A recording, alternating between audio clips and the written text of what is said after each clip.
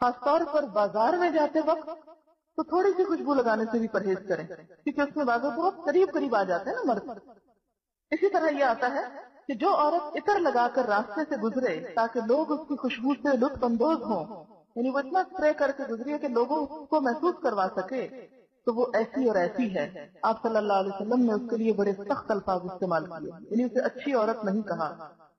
آپ کی ہدایت یہ تھی کہ عورتوں کو وہ خوشبو استعمال کرنی چاہیے جس کا رنگ تیز ہو اور بو ہلکی ہو، یعنی جس کی خوشبو تو ہو لیکن ہلکی ہو کہ وہ اپنے ہی جسم تک رہ جائے، دوسروں تک نہ پہنچے۔ ایسی تیز خوشبو کہ جو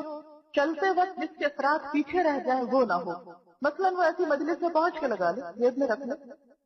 جو عورت پورے زیب و زینت سے بھی نکلتی ہے تو ہم اس کی نیت پہ شک نہیں کرتے کہ وہ نعوذ باللہ بری عورت ہے اور برائی کی نیت سے وہ باہر نکلی ہے۔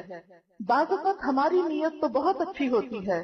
لیکن جو مرد ہیں ان کی نیتوں کو ہم کنٹرول نہیں کر سکتے، ٹھیک ہے نا؟ لہذا اللہ تعالیٰ نے جہاں مردوں کو حکم دیا وہاں عورت کو یہ حکم دیا کہ تم ایسا کام نہ کرو کہ جس سے دوسروں کی نیت میں خلل آ جائے۔ جہاں اللہ تعالیٰ کے رسول صلی اللہ علیہ وسلم نے عورتوں کو مسجد جانے کی اجازت دی ہے، جیسے کہ آتا ہے کہ لا تمنعوا اماء اللہ مساجد اللہ، آپ صلی اللہ علیہ وسلم نے فرمایا اللہ کی بندیوں کو مسجدوں میں آنے سے نہ روکو، ولیکن لیخرجن وہن تفلات،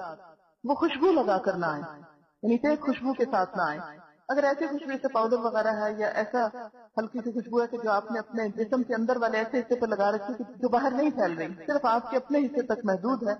وہ تو اور بات ہے۔ لیکن کوئی ایسی خوشبو جو گاڑی میں بیٹھے ہوئے ڈرائیور تک پہنچ رہی ہے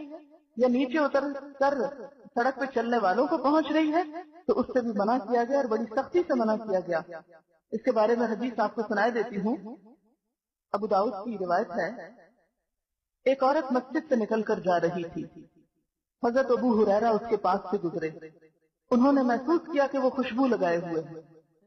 انہوں نے اسے روک کر پوچھا اے خدائے جبار کی بندی کیا تو مسجد سے آ رہی ہے؟ اس نے کہا ہاں۔ بولے میں نے اپنے محبوب ابو القاسم صلی اللہ علیہ وسلم کو یہ فرماتے سنا ہے کہ جو عورت مسجد میں خوشبو لگا کر آئے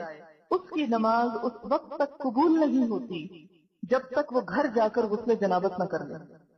یعنی اس کے مردوں کے احساسات کو بھڑکانے کا کام کیا۔